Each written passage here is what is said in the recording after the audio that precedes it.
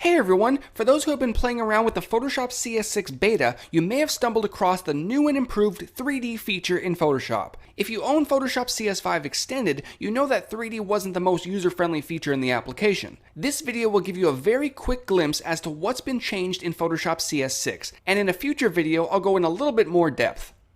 Let's go ahead and start by placing some text on our document, approximately where we want the extrusion to take place.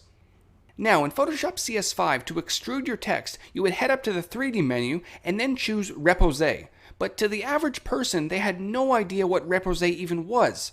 So in Photoshop CS6, it's now been changed to New 3D Extrusion from Selected Layer. That makes a lot more sense. Now you're going to notice that we don't have to deal with that clunky Repose window anymore. Everything is built right into your workspace. On the right, there are two panels to take note of. At the bottom, the 3D panel contains all of your 3D elements, such as your cameras, your text, your materials, and your lights.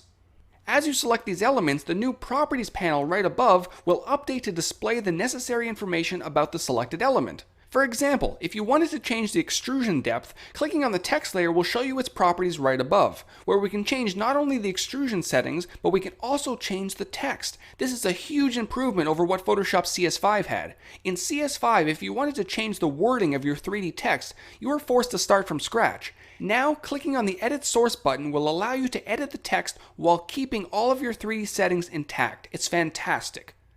The way you interact with your 3D elements has changed as well. I'm able to simply click on the object I want to affect and rotate or move it right on my workspace.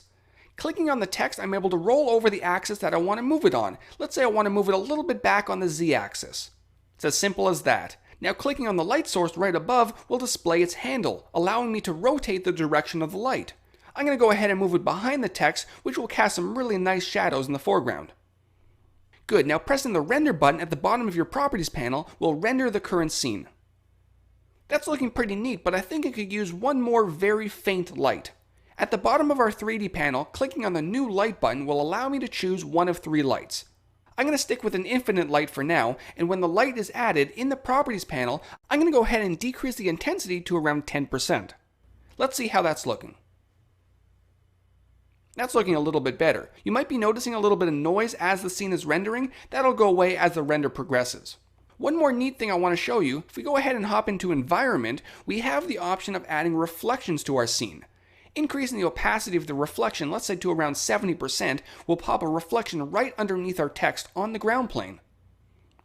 After a quick render, we can see it's a little bit too sharp, so I'm going to go ahead and bump up the roughness to around 5%. That should give us a more realistic result. And I think we're going to leave it at that for now. If you haven't tried out the Photoshop CS6 beta yet, grab it at labs.adobe.com and make sure to head over to iceflowstudios.com for more CS6 training. Take care.